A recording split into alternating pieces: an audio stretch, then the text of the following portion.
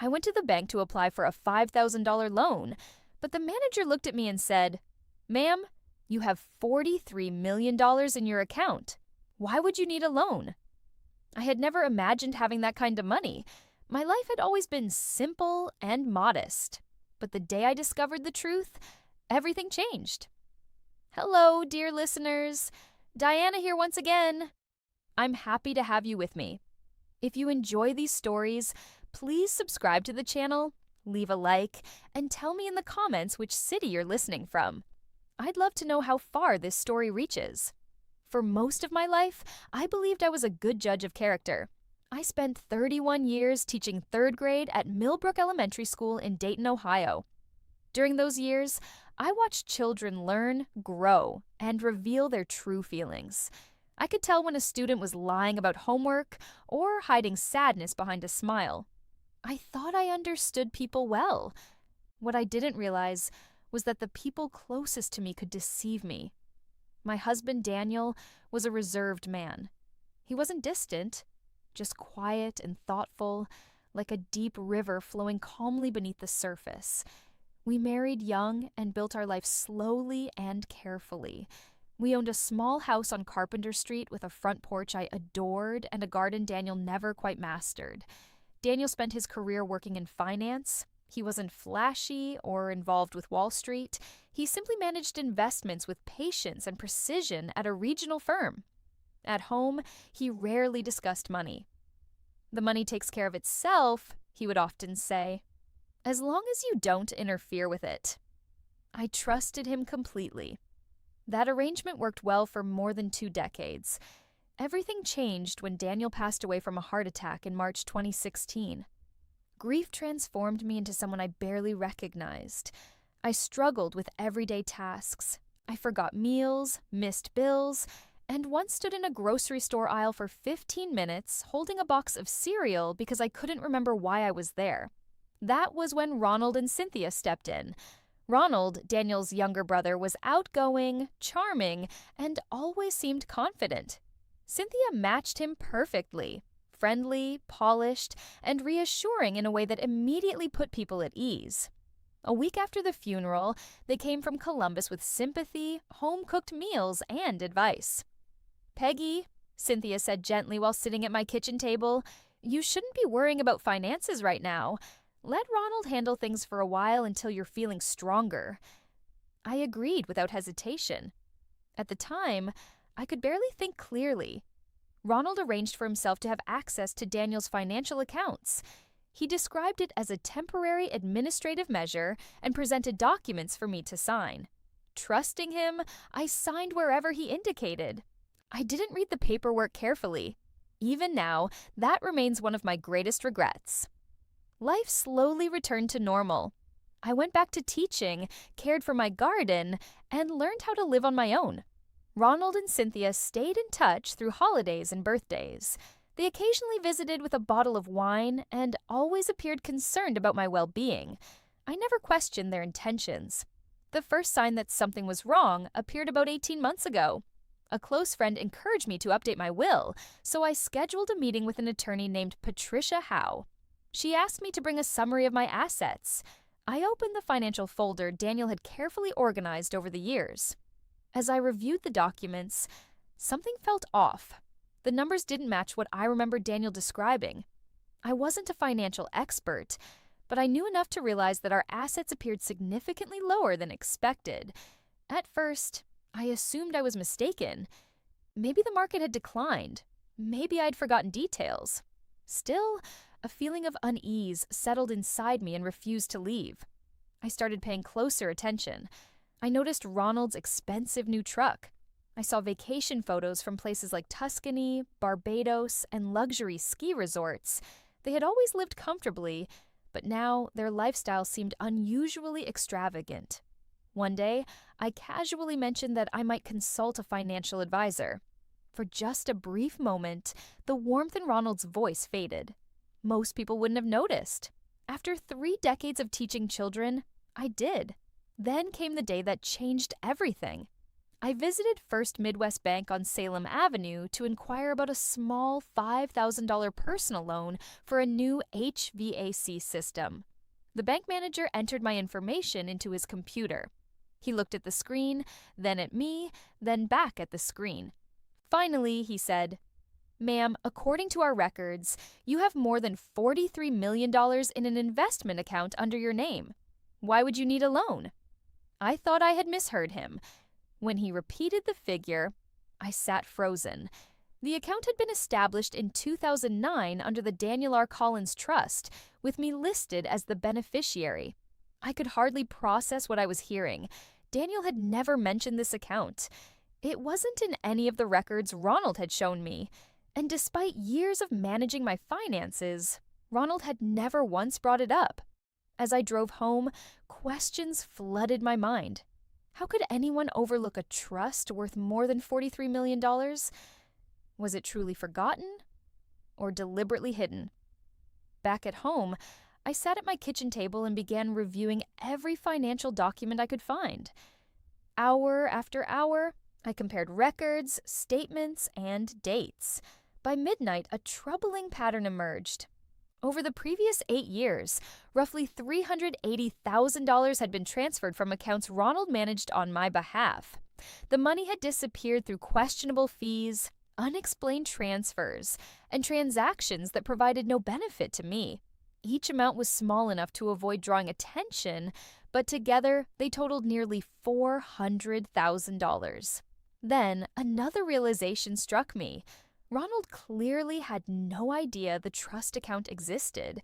If he had known about it, it would likely have been emptied long ago. Daniel had protected it carefully, placing it beyond Ronald's reach and ensuring it would pass directly to me. That discovery changed everything. Instead of confronting Ronald immediately, I decided to stay silent. I contacted a financial fraud attorney named James Whitfield and began documenting every suspicious transaction. His investigation confirmed my fears. Certified records revealed that between 2016 and 2024, more than $412,000 had been transferred from accounts in my name through fabricated management fees, advisory charges, and payments to a company owned by Ronald called RC Financial Consulting, LLC. The company had provided no legitimate services to me.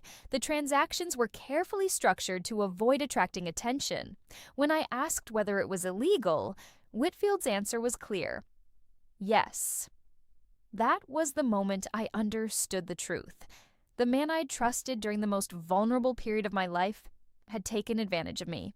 Together, Whitfield and I began building a case. The trust account was secured under a structure that Ronald could never access. Every transfer was documented. Every record was preserved. And throughout the entire process, I gave Ronald no indication that I knew anything. Then, in late July, Whitfield officially filed a civil fraud complaint. The following morning, Ronald received notice. His voicemail arrived shortly afterward. He claimed there had been a misunderstanding and insisted I didn't fully understand Daniel's finances. I didn't respond. The next day, Ronald and Cynthia appeared at my house without warning. As I worked in my garden, I watched Ronald's expensive truck pull into the driveway. They entered through the side gate carrying a casserole dish, acting as though nothing had changed. And in that moment, I knew the real confrontation was about to begin. Ronald spoke in a tone that sounded both caring and hurt at the same time. "Peggy, we need to talk." "You should have called before coming over," I replied. I kept my gardening gloves on and remained seated. "We've been worried about you," Cynthia said as she placed a casserole dish on the porch railing, almost like a peace offering. "We think someone has been giving you incorrect information," Ronald began. "Mr. Whitfield handles all communication now," I interrupted. "You already have his contact information." For a brief moment, the calm expression on Ronald's face cracked. It was subtle, a slight tightening around his eyes.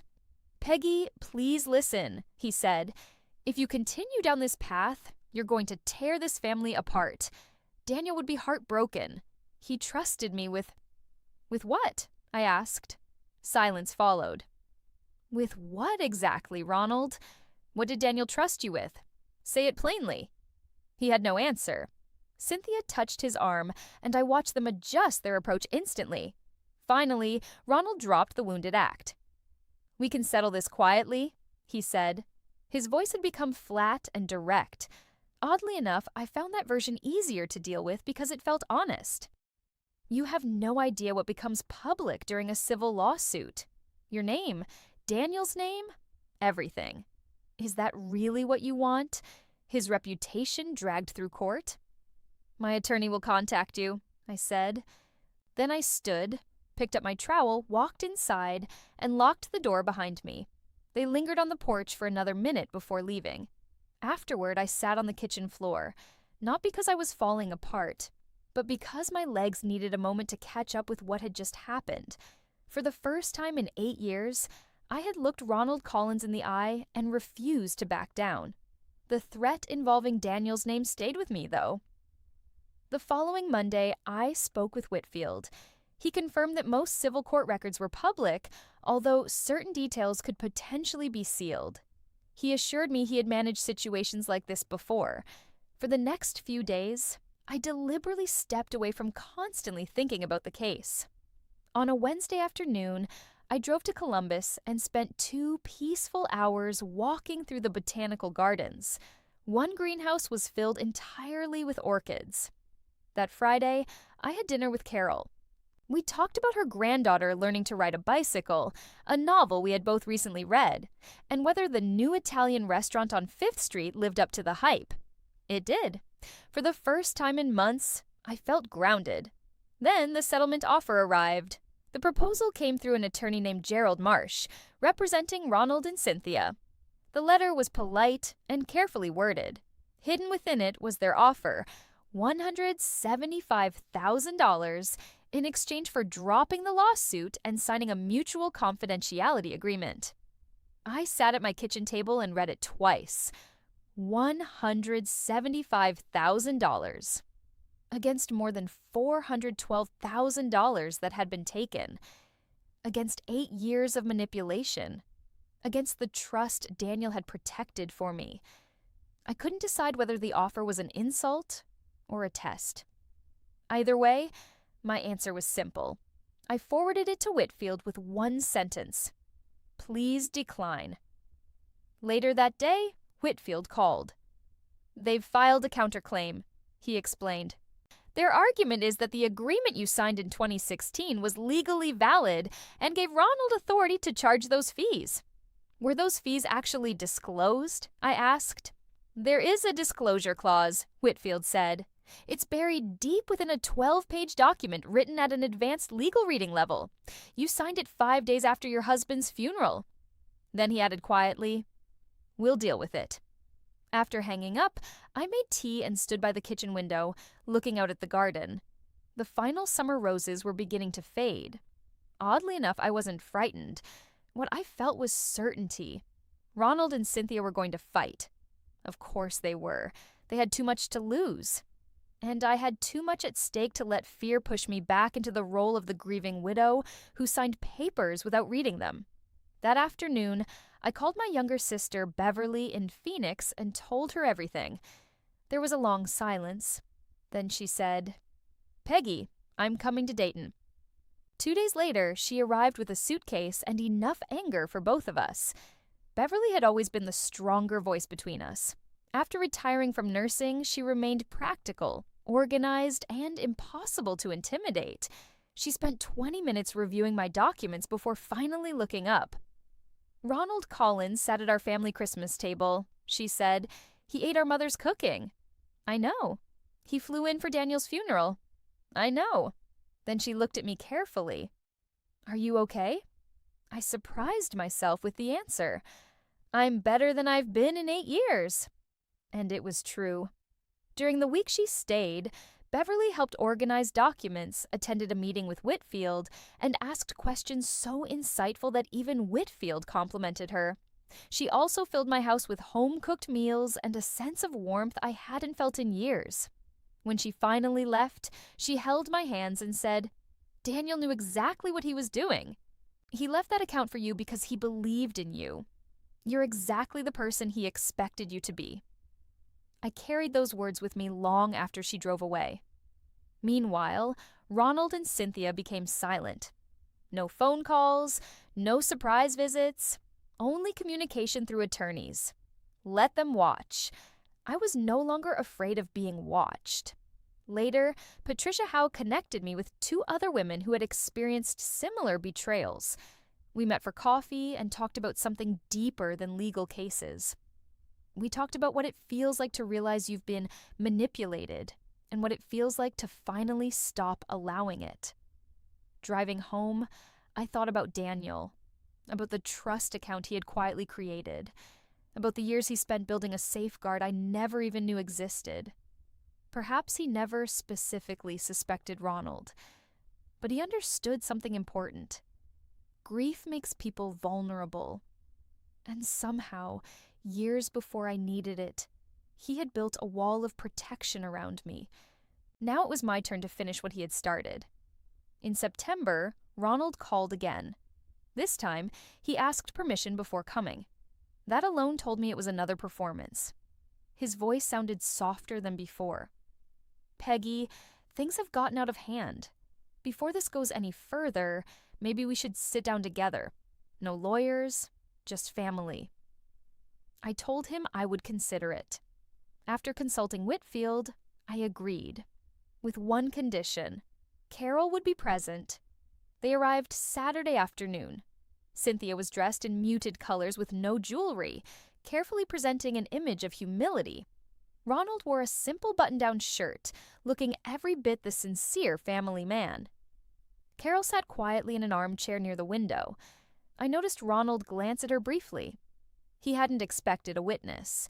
That small reaction told me everything.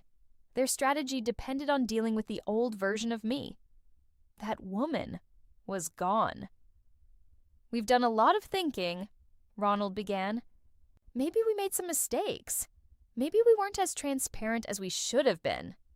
Transparent. That was the word he chose to describe 8 years of hidden transfers. "We're not here to argue about numbers," Cynthia added. "We're family. Daniel loved both of us. This lawsuit is going to hurt everyone. Is that what Daniel would have wanted?" There it was. The appeal to grief. The suggestion that defending myself somehow dishonored Daniel. I thought about the trust he had built, the account he had hidden, the protection he had left behind. "I think Daniel wanted me taken care of," I replied calmly. "That's why he left everything to me." Something tightened in Ronald's jaw. His voice lowered. "You need to think carefully. If our counterclaim succeeds, you could lose everything. There are also things that might come out during discovery. Things about Daniel's finances and the trust account itself." I stopped him. "If you had evidence that could hurt my case, your attorney would already be using it. You're mentioning it here because it doesn't exist. You're making suggestions. You've always been very good at that." The room went silent. Then Cynthia reached across the coffee table and gently placed her hand over mine. "We don't want this for you, Peggy," she said softly. "All this stress, all this conflict. We could settle everything quietly." Her eyes filled with tears, but something about it felt rehearsed. Too smooth, too familiar. I slowly moved my hand away.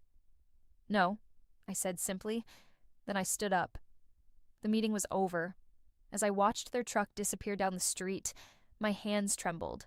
Not because I was weak, not because I was uncertain, because standing firm cost something. And I had finally decided the cost was worth paying. Carol stayed for dinner that evening. She cooked pasta while I set the table. At one point she looked at me and said, "You are magnificent." I was terrified, I admitted. She smiled. Those two things can exist at the same time. The deposition took place in October. By then, Whitfield had uncovered serious problems in Ronald's story. His company, RC Financial Consulting, LLC, had been created 1 year before Daniel's death. In all its years of existence, its only source of income had been money transferred from accounts belonging to me. That alone raised serious questions. Then there was the pattern of transfers. 41 separate payments over 8 years. Most fell between $9,000 and $17,500. Whitfield's forensic accountant, Dr. Elaine Park, documented every one of them and concluded that the pattern appeared consistent with deliberate structuring designed to avoid financial reporting scrutiny. During the deposition, Ronald insisted everything had been disclosed. Whitfield responded by presenting years of emails, letters, and text messages. Then he asked one simple question. Can you identify a single written communication in which you informed Mrs. Collins about these fees? There wasn't one. Not one message, not one letter, not one email, not once in 8 years. Ronald turned toward Marsh. Marsh's expression didn't shift at all, and that in itself was an answer. Mr. Collins, did you ever disclose the existence of RC Financial Consulting, LLC to my client before or during the signing of the 2016 management agreement? A pause. We discussed my background in finance, Ronald said carefully. I'm asking specifically about RC Financial Consulting, LLC, Marsh replied. Was that entity part of the discussion at any point? Another pause. Longer this time, Ronald shifted slightly in his chair, a small, involuntary movement, like someone suddenly realizing the seat beneath them is no longer stable. Watching him, I thought, this is what it looks like when a carefully constructed story starts to collapse. I don't believe it was mentioned by name, he finally said. I sat at the head of the table without speaking. I had been instructed not to speak unless directly addressed, and I was perfectly capable of following instructions when they worked in my favor. What I was witnessing was a man realizing in real time that his version of events, this idea that everything had been technically correct, that nothing had been hidden, would not survive precise questioning. Ronald Collins had built his defense on the assumption that I was still the same grieving woman who signed papers at a kitchen table without fully understanding them. He hadn't accounted for 8 years of financial records, forensic analysis, or 41 structured transfers laid out in a chart. Marsh called for a 15-minute break. In the hallway, I got water. Through the glass door, I could see Ronald and Marsh talking quietly inside. Marsh leaned in, gesturing slightly. The unmistakable language of damage control. Ronald rubbed his face with both hands, then leaned back and stared at the ceiling, as if trying to solve an equation that refused to balance. I had seen that look before. In children, it meant the answer they expected simply wasn't there.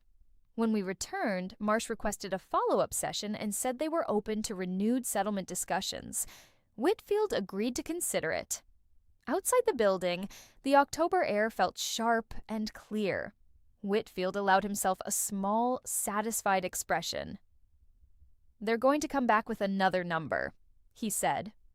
What do we do? I asked. We let them, he replied.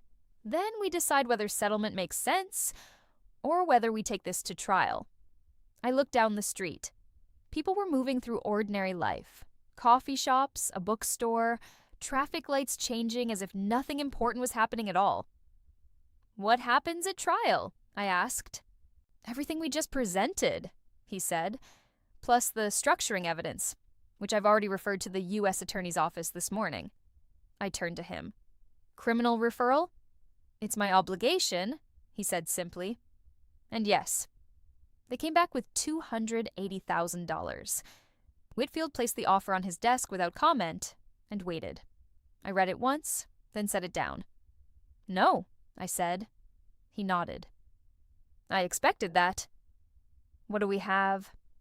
A strong civil case, he said. Likely recovery of $412,000, plus interest, about $490,000. Potential punitive damages could double that. Attorney's fees as well if the court finds willful fraud. He paused. And the U.S. Attorney's Office contacted me this morning. They're opening a preliminary investigation into the structuring. What does that mean for them? If it leads to charges, it carries federal penalties, fines, and up to 5 years per count. With 41 transactions, the exposure is significant. The referral is already in motion. I thought about that for a moment. If we settle, I asked, does the criminal case stop? No, he said. Civil settlement does not affect federal prosecution. That settled it. Whether I accepted money or not, the criminal process would continue. Ronald and Cynthia would face consequences either way. There was no reason left to compromise. Then we go to trial, I said. The civil trial lasted 3 days in early February. Dr. Elaine Park testified for 90 minutes. She explained every one of the 41 transfers, the LLC's formation, the timing, and the structured amounts. She was calm, precise, and completely unaffected by Marcia's attempts to unsettle her. She used charts and plain language with equal clarity. Watching the judge follow every detail, I understood something simple. Facts don't need embellishment when they're this clear. I testified for 45 minutes. I described signing the paperwork 5 days after Daniel's funeral. I described not understanding what RC Financial Consulting, LLC, was. I described how Ronald had spoken about going over paperwork just as I began requesting records. I answered only what was asked. I did not add emotion where it didn't belong. That was something teaching had trained into me. Say the truth, clearly, and then stop. Marsh called Ronald. It was difficult to watch, not out of sympathy, but because it became obvious that his version of events could no longer hold under scrutiny. He struggled with dates. He couldn't explain the LLC's formation without implying intent. He called the payments standard advisory fees. But when Whitfield asked him to name a single other client, he couldn't. Silence filled the room. 4 seconds of silence in a courtroom feels longer than it should. The judge, the Honorable Patricia Walsh, took 2 days to deliberate. When Whitfield and I met in his office to hear the ruling, he read it aloud. Full judgment for the plaintiff, $412,000 in restitution, $89,000 in prejudgment interest, $350,000 in punitive damages, $47,000 in attorney's fees. Total, $898,000. I read the number 3 times. Judge Walsh, Whitfield said quietly, does not take fraud lightly. The federal case moved more slowly, as these things do. By April, Ronald and Cynthia Collins were indicted on 3 counts each: wire fraud, bank fraud, and structuring financial transactions to avoid reporting requirements. Their civil attorney withdrew. A criminal defense lawyer from Cincinnati took over. I was contacted by a victim advocate from the U.S. Attorney's Office and asked if I would provide a victim impact statement at sentencing. I agreed. I wrote it at my kitchen table, the same place Cynthia had once offered me a casserole and asked me to trust her. I wrote it over 3 drafts. It wasn't emotional. It was precise. I described the financial loss. Yes. But more than that, I described 8 years of quiet manipulation, of being gradually stripped of confidence in my own judgment. I ended it simply. My husband protected me because he knew I would be vulnerable. The defendants chose to exploit that vulnerability. I ask that the record reflect exactly what that choice was. They pleaded guilty in September. Ronald received 22 months in federal prison, plus 3 years of supervised release and full restitution. Cynthia received 18 months of probation and a fine after cooperating with investigators. The sentence was handed down on a Tuesday. I wasn't in court. I was in my garden with the last of the autumn roses. When Whitfield called, I thanked him, and I stayed outside for a long time afterward, looking at what had once been just plants and had become something else. Continuity. I retired in June. After everything, I wanted something simpler than achievement. I wanted time. My students gave me a card signed by all 22 of them, filled with drawings of flowers and a message that read, Mrs. Collins Roses. I kept it on my counter for weeks. The first thing I did with the settlement money, after paying Whitfield, was replace the HVAC system I had originally gone to the bank for. The irony wasn't lost on me. That single request had been the beginning of everything. I later established a scholarship at Millbrook Elementary, the Daniel R. Collins Scholarship. Modest and practical, just as he would have wanted. The house on Carpenter Street stayed with me. I expanded the garden, adding a gravel path, a bench, and a Japanese maple that Beverly helped me choose. We planted it together without ceremony, just the two of us in the soil. I traveled when I felt like it. Portugal first, Lisbon in October, light on water, quiet dinners alone, and the strange comfort of realizing I preferred my own company more than I expected. Ronald went to prison in January. The house in Columbus was sold. Cynthia moved into a smaller place. Their old online images quietly disappeared. RC Financial Consulting LLC was dissolved.